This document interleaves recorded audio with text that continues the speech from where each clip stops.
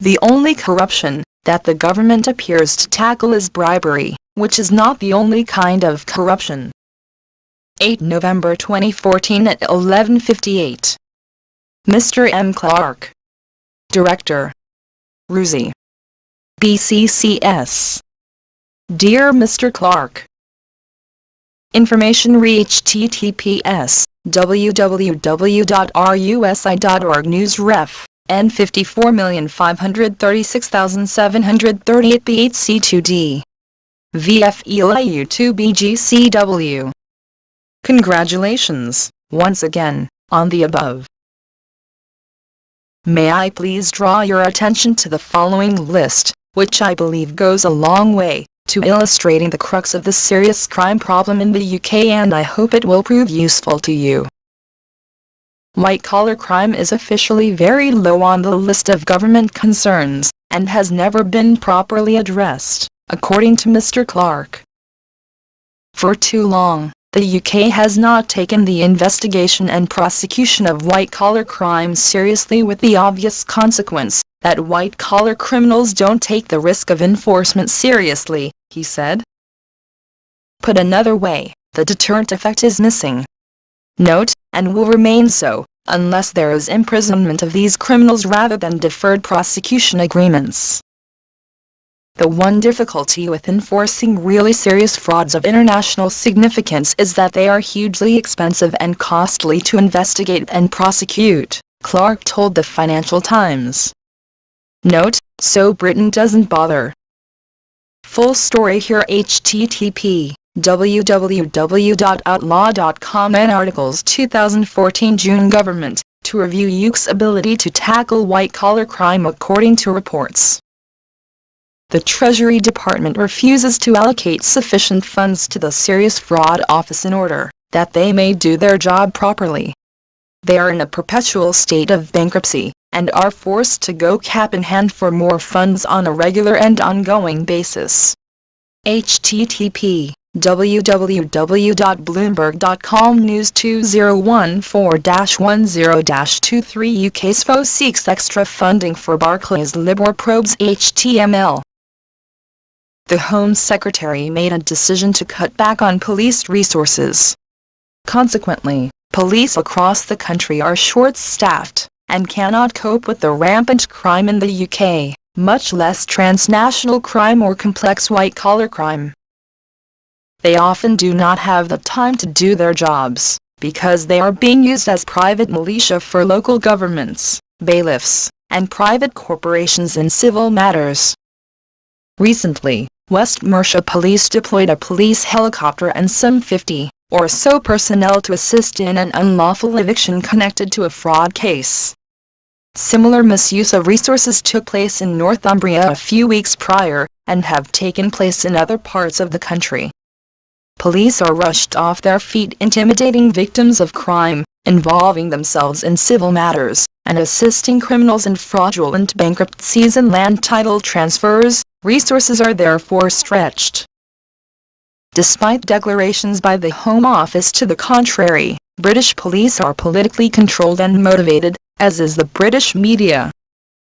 The Home Secretary established a National Crime Agency, which is part of the Home Office and directly under her control. It is intended to replace the Serious Fraud Office and the Serious Organised Crime Agency. It cannot be independent of government, as long as Ms. May has this agency sitting in the Home Office under her control, and any commitment to transnational serious organized crime fighting will be like walking through mud. http www.telegraph.co.uk News Politics Liberal Democrats 11,207,460 Norman Baker working with Theresa May was like walking through mud. HTML. It is to be hoped that, one day, whistleblowers from the Serious Fraud Office will come forward and expose the ties that have been binding them. The new National Crime Agency, so far, does not appear to take any action on matters continually put before them by members of the public. Nor, as usual, do any of the Home Office ministers or Justice ministers, including those whose remit is serious organised crime, such as Karen Bradley, MP. The only corruption that the government appears to tackle is bribery, which is not the only kind of corruption. Investigations under the Bribery Act are focused on the private sector, with absolutely no regard for the rampant corruption in the public sector. The purpose of the Bribery Act is to provide a lucrative business for lawyers on both sides of the Atlantic, and the recent introduction of American-style justice in the form of deferred prosecution agreements, rather than imprisonment for economic criminals, is further evidence that government profit is the motivator for the Bribery Act, rather than justice. Other criminals get prison sentences. The deferred prosecution agreements will be selective. Obviously, the plan is to let banksters and other crooks pay fines, which they have budgeted for anyway, and this is not a deterrent to economic crime. However, these fines will supplement the Treasury budget nicely. The public does not view this as justice. It is a sort of cat-and-mouse racket theatrical act, where the criminals and government always win, and the victim always loses. The Leveson inquiry into phone hacking has been used as an excuse to cripple journalists and freedom of speech in the UK, and not enough attention was paid to the fact that the corrupt people are the ones who have leaked police information to the press and who take bribes, rather than the tempters, that is, police were more guilty, because they are public servants, and have a duty of care. There are virtually no police trained and experienced to any significant degree in forensic accounting employed by individual forces across the country, except for some 28 persons employed by, or contracted to, the Serious Fraud Office. Greater Manchester Police, the second largest force in the country, has only one such trained and experienced economic forensic analyst, or at least it did at last check, some 3 years ago. Police across the country are falsifying national statistics figures, due to intelligent methods of tracking performance, which demand has been placed upon them by some airhead in government, and which cause police to concentrating only on easy and quick-to-solve and prosecute ASBOs, B&S, etc., rather than the network of complex organized crime being operated by criminals with law and accounting degrees in plain sight, using the legal system. The emphasis on performance is quantity and not quality, which is hard to record as a statistic but a more clear indicator of quality policing. Police do not seem to understand that falsification of records is fraud, and a criminal offense. They are not punished for it. Money is spent on water cannons, which will no doubt be used to control both street gangs and lawful demonstrators alike, rather than on, for example, forensic accountants. The Association of Chief Police Officers, ACPO, is a private, limited company, not subject to the Freedom of Information Act, and which had a memorandum of understanding with the Law Society, another private, limited company, not to investigate police or lawyers without consent from the other party. This is blatant perversion of justice.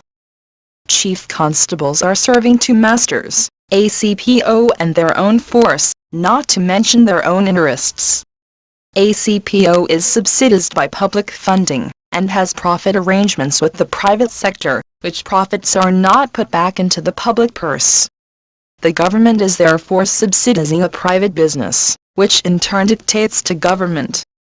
ACPO is a very questionable force for justice and the rule of law. A copy of the Memorandum of Understanding can be provided upon request to me by any interested party. It should never have existed. In short, white-collar crime in the UK is rarely investigated, and the police publicly and loudly declare fraud to be a civil matter, despite criminal laws that are supposed to be in effect, such as the Fraud Act 2006. If not strongly challenged by the victims, the police turn victims away and will not deal with them or record their allegations. In the event that police are pushed to record the crime, it is not properly investigated. The problems and extent of the crimes are therefore hidden, and a true picture of crime in the UK has not yet emerged. Because they are short-staffed, and because police do not have sufficient members, who are highly trained in forensic accounting and legal work, police refuse to record and investigate white-collar crime, unless committed against the state or powerful individuals and corporations. In at least one case, the Metropolitan Police hired themselves out for profit as a private investigation agency, to investigate fraud committed against Virgin, yet continue to ignore thousands of taxpayer victims of fraud, some of whom have sustained losses in the multi-millions of pounds in each individual case.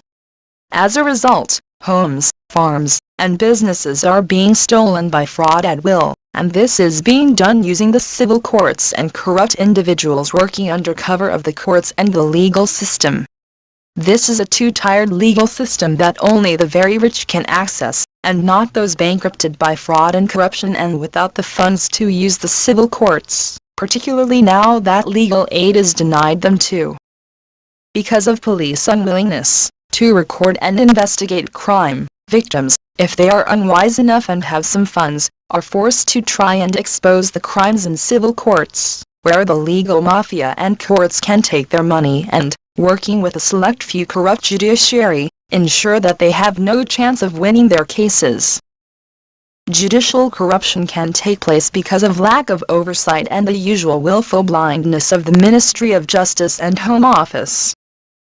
Clear-titled real estate properties owned by elderly people are most often targeted, and much of the crime takes place under cover of powers of attorney and the Court of Protection, where court-appointed deputies also have a license to steal. As there are no ceiling caps on fee structures, the court is secret, and no family or advocate is allowed to scrutinize the books. All is conducted in secret in this court, with lawyers charging top legal fees to those who have lost capacity, and are unable to question anything or make choices. It is an ideal feeding ground for unscrupulous individuals, and the Ministry of Justice Minister, Simon Hughes, has stated that it has no plans to rectify the matter.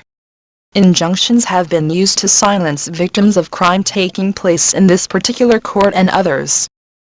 Some £3.2 billion of private assets have been corralled from those who have lost mental capacity by the Court of Protection. These assets belong to Britain's most vulnerable people, and are held in the Bank of England, paying them only 0.5% interest. There is no choice of banks allowed, and it is alleged that these monies are deposited in the Treasury account, offsetting the national debt, which, if true, is false accounting. Errors in accounting have been made and, considering the connection to the Bank of England, which has been found guilty of lax security protocols to prevent money laundering, should be seriously scrutinized by the international community. There is no proper oversight of the courts or court process, and normalization of deviance by both frontline employees, managers, and other public officials has enabled the rule of law to disintegrate. In other words, nobody is abiding by the rules or doing their jobs properly, and can continue to do anything they like because there is no proper oversight, and no action is ever taken to rectify the situation, because the entire focus of the British establishment is covering up before anything else. The Land Registry refuses to investigate fraudulent land title transfers, and has been accused of serious corruption. The Minister for the Land Registry declared that he has no powers to intervene. There is evidence to suggest land registry collusion, to defraud with private individuals, and police have not taken action. Here, the government detaches itself from the abuse of Britain's rule of law by the legal profession, and appears to sanction it. Email me when Lord Fox speaks. Most recent appearances. Numerology. Full profile. Lord Fox Conservative. Her Majesty's government has not made any representations to the Law Society about its practice note on Sharia compliant. The legal profession is independent of government, and is regulated by approved regulators, for which the Legal Services Board (LSB) has oversight responsibility. The approved regulators and LSB are also independent of government, as are the bodies which deal with complaints about those in the legal profession. http www.theyworkforyu.com Ranzid 2014-10-27A 138.0 and S. Magnus G 138.1. Some questions should be asked about the implications of Sharia law and international law, now that Sharia is gaining a foothold in the UK, and the government prefers to leave the matter in the hands of private limited companies, such as the Law Society, rather than take responsibility and be accountable to the international community and its own citizens. In the Court of Protection, money laundering has taken place, along with other white-collar crimes and theft. This is as a result of this court having virtually no security protocols to prevent fraud and other crimes, and the Ministry of Justice's continued refusal to rectify matters, despite being informed of weak areas over and over again. What would be the reason for this, do you suppose? It leaves the back door open to fraudsters and money launderers. Fraud enablement is a criminal offence in the UK. The Court of Protection fits the definition of fraud enabler. The implications of this, in terms of global security, are quite frightening and should be examined by those concerned about money laundering and terrorism, in particular. Court of Protection certificates of mental incapacity are not manufactured with any serial numbers or other fraud prevention specifications, and are therefore wide open to allowing fraud, which takes place at criminals' will, but is rarely investigated. There has been fraud on the court involving criminals with law degrees, as a result of deviation from the court process and legal regulations, due to either corruption or laziness, and involving the Office of the Official Solicitor and Court of Protection. There is virtually no oversight of paperwork process, and no oversight on individual files by the National Audit Office or anyone else. Britain's most vulnerable citizens are being targeted for their assets, and lawyers fall over themselves in a scramble to get Court of Protection work, because it is as easy as taking candy from a baby, extremely lucrative, secret, and unchallenged.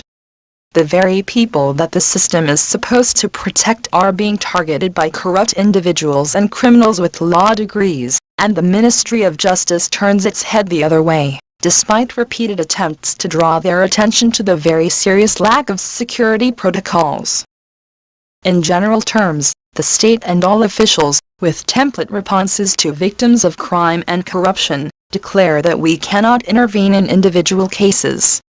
These individual cases are subsequently binned, and nobody is looking at the huge number of individual cases and their common denominators. No procedures have been established for the government to properly analyze trends, particularly in light of police refusing to record crime and happy ministerial correspondence clerks sending out template responses, or ignoring the correspondence entirely. Oversight bodies are alleged to be corrupt or, at the very least, biased with conflicts of interest. In the case of police forces, they are paid from the budget of their local government, and police do not therefore assist the public or the victims, if they do not feel like it, or if doing so will expose corruption in the midst of their paymasters. They are unable to make the mental connection that it is the taxpayer who is the employer, and not some corrupt individuals in municipal or central government.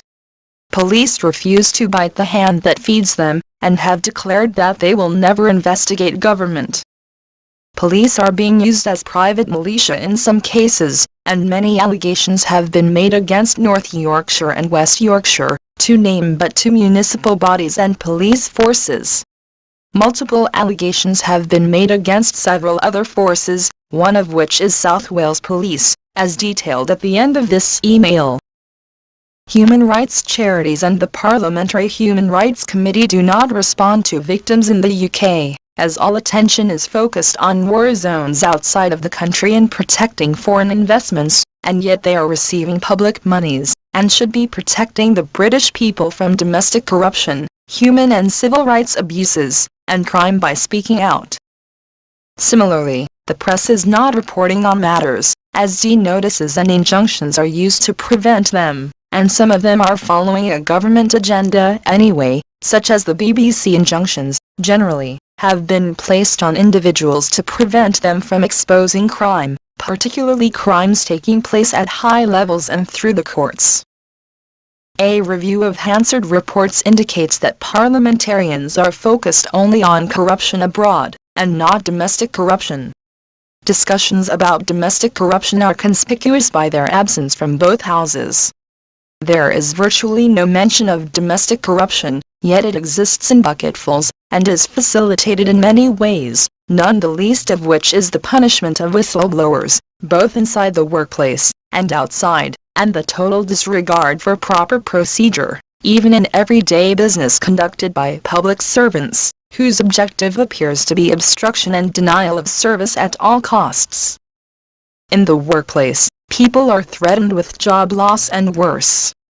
There is no protection for them, nor is there any protection for members of the public that expose crime and corruption. Nasty things sometimes happen to them. Under the knife. Medical malpractice and cover-ups in the NHS. Victim persecution and attempted abuse of psychiatry to conceal wrongdoing.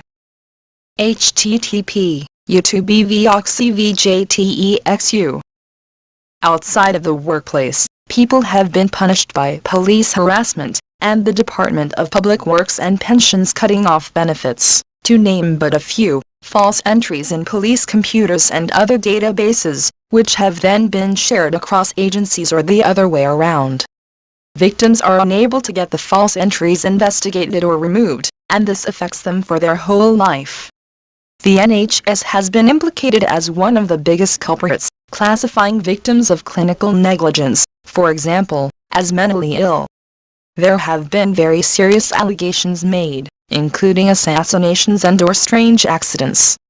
Consider Dr. David Kelly, for example, and Stan Richardson. Striking unionist construction workers have been placed on blacklists, denying them employment for life. There appears to be a legal blacklist, as I have seen evidence, of what looks like virtually every lawyer in the land denying whistleblowers victims of serious institutionalized crime representation in the courts. Whistleblowers and victims have been persecuted transnationally, with blagging by social services, the issuance of European arrest warrants and the cooperation of the judiciary, or even without the knowledge or involvement of the judiciary. This indicates the transnational extent of the organized crime, and is definitely of concern to other nations. Transparency International UK does not accurately depict the corruption picture in the UK.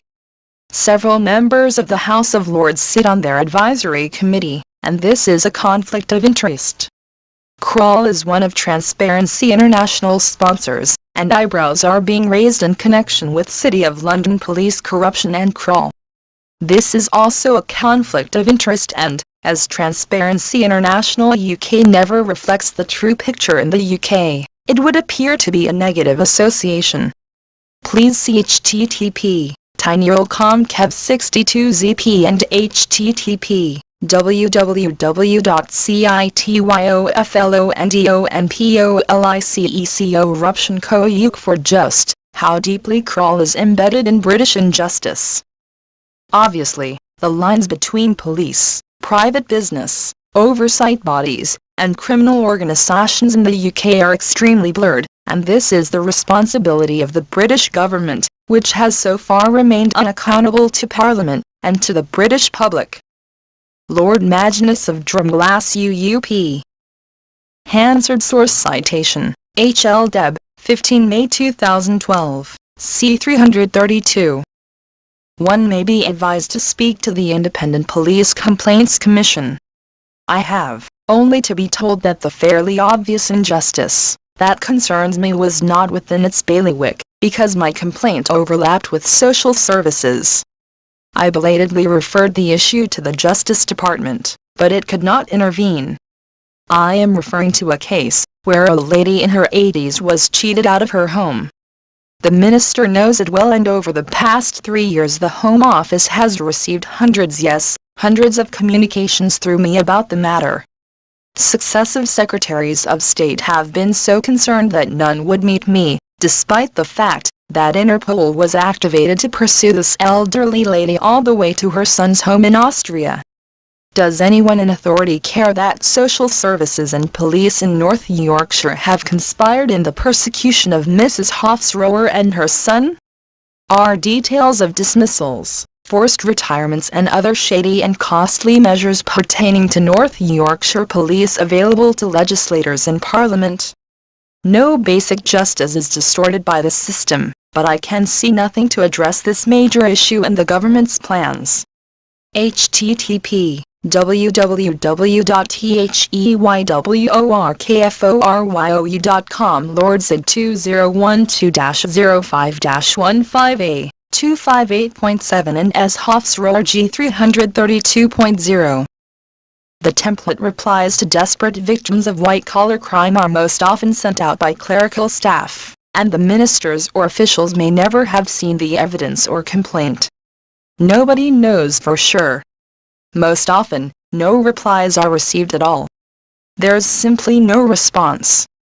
Either that, or we also have evidence that emails are being deleted without being read. The public is treated with disdain. As a result of template replies sent out if ever by tardy government correspondence personnel and officials, and failure to investigate individual cases at all levels of government, both local and central, nobody has been assigned to examine, collate, and analyze the types of criminal complaints that people are being prevented by the state from lodging.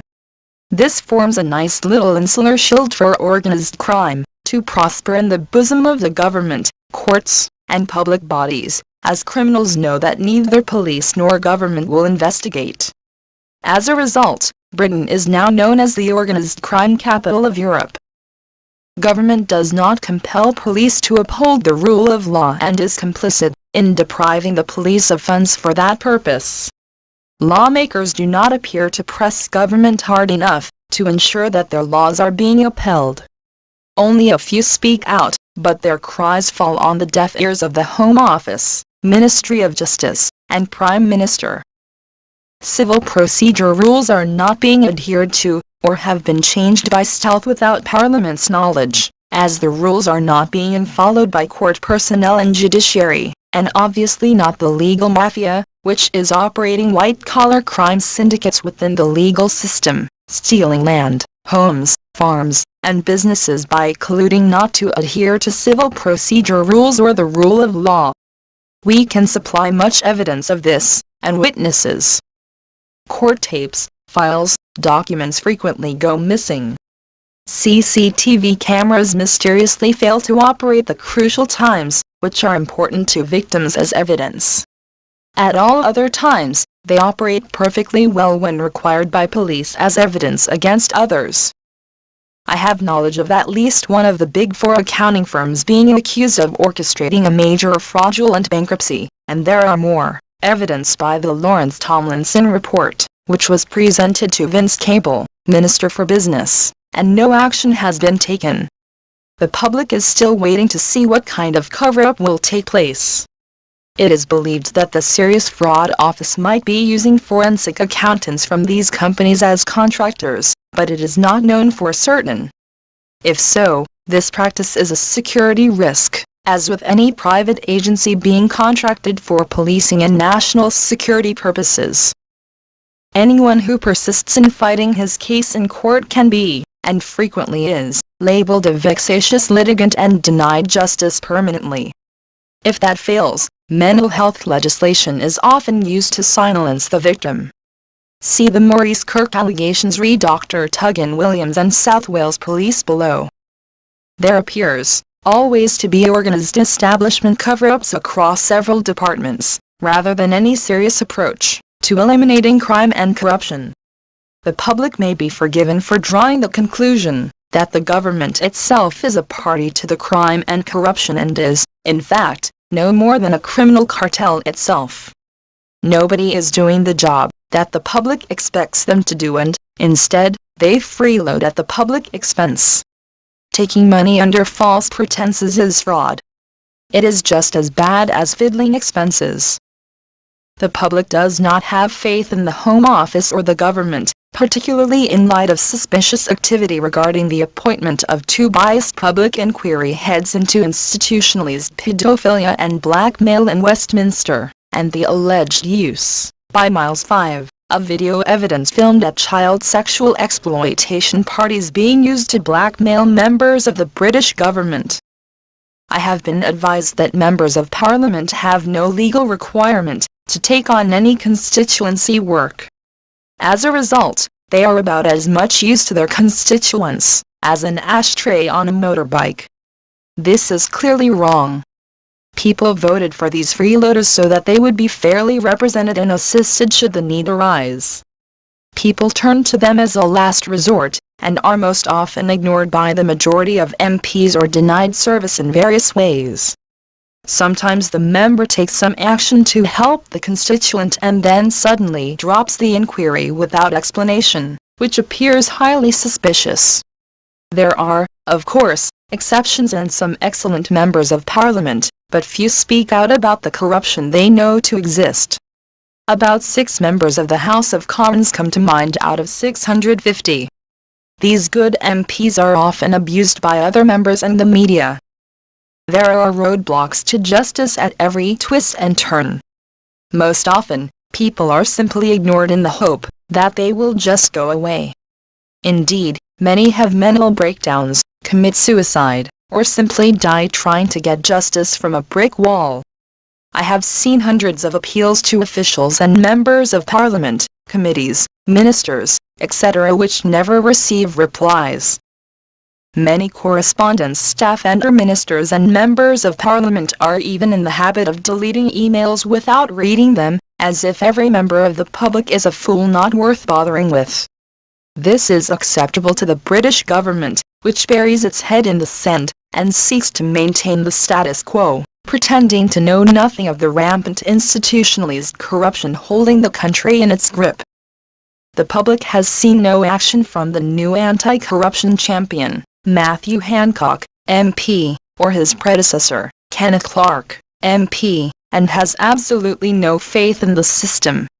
There have never been any replies, to my knowledge, of correspondence sent to them about corruption and crime.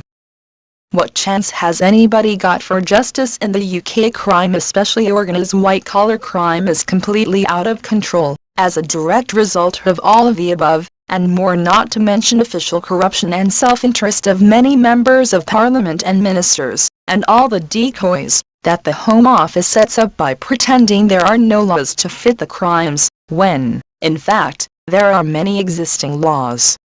They are just not being upheld by police, and the government does not care to ensure that police are doing their jobs.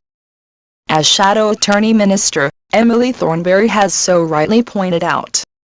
Email me when Emily Thornberry speaks. View voting record. Most recent appearances. Numerology. Full profile. Emily Thornberry, Shadow Attorney General, Islington South and Finsbury, Labour.